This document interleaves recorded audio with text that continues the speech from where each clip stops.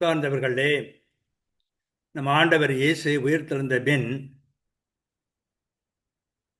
தன்னை வளர்த்த தாதையாம் சூசையப்பருக்கு பல வரங்களை தருகிறார்.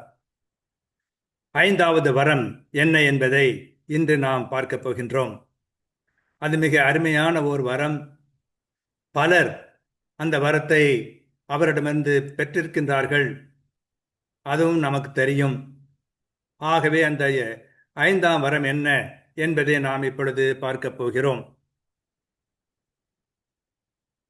தேயிருள் திளைத்த நிரப்பினால் கண்ணி செனையை உற்று ஏனெனும்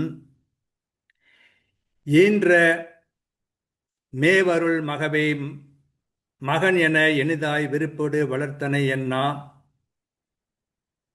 நோவருள் புதல்வில்லா குறை தீர்த்து நுண்தகை சந்ததி அளிப்ப கா அருள் கமல் பூங்கொடி நல்லோய் 5ஆம் கடிவழி மனம் வரம் தந்தேன் என்கிறதை பார்க்கிறோம்.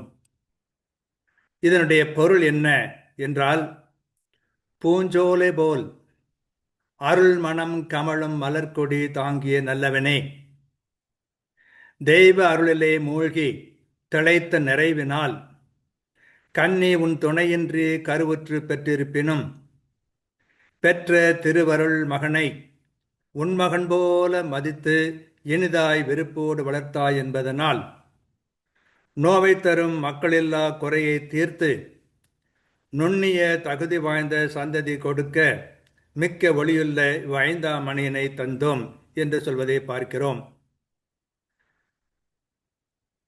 தெளிவாக சொல்வதென்றால், மலர்கொடி ஏந்தியவரே, கன்னிமரியால் தெய்வ அருளால் கருவுற்று இறைமகனை பெற்றாள். அக்குழந்தையை சொந்த மகன் போல கர்சனையோடு வளர்த்தீர். அதனால் குழந்தை பேறு இன்றி வருந்துவோருக்கு சிறந்த மகப்பேறு அருளும் வரம் தருகிறேன்.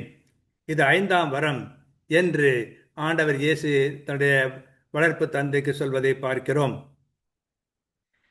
தேவருள் திளைத்த நிரப்பினார் கண்ணி சினையை யுற்றீனும் என்ற மேவருள் மகவை மகனென வினிதாய் விருப்போடு வளர்த்தனை என்னா நோவருள் புதல்வர் இலா குறை தீர்த்து நுண்தகை சந்ததி அளிப்ப காவருள் கமல் பூங்கொடி நலோய் 5ஆம் கடியொளி மணி வரம் தந்தேன் என்று சொல்வதை பார்க்கிறோம். இது மிக முக்கியமான ஒரு வரம். எத்தனையோ பேர் மணமக்கள் குழந்தை பேர் இல்லை, மகப்பேர் இல்லை என்பதை பற்றி பெரும் வேதனை அடைவது உலகம் அறிந்த ஒரு செய்திதான். ஆகவே அப்படி வருந்துவோர் உம்மிடம் வந்து வேண்டினால் அவருக்கு சிறப்பான குழந்தைகளை தருவதற்கான வரத்தை உனக்கு அளிக்கின்றேன் என்று இறைமகனார் புனிதர் வளனாருக்கு கூறுகிறார். அதற்கு காரணம் அவர் சொல்வது என்ன என்றால், உன் மகன் இல்லை, ஆனால் கன்னிமரியால் பெற்ற மகனை உன்போல பேரன்போடு பெருங்கரிசனையோடு வளர்த்தீர்.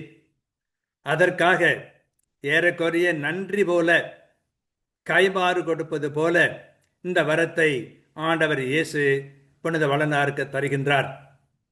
அது எவ்வளவோ சிறப்பானது என்பதை நாம் பார்க்கிறோம். எவ்வளவு மகிழ்ச்சி தருகின்ற ஒரு வரம் அது. வாழ்க.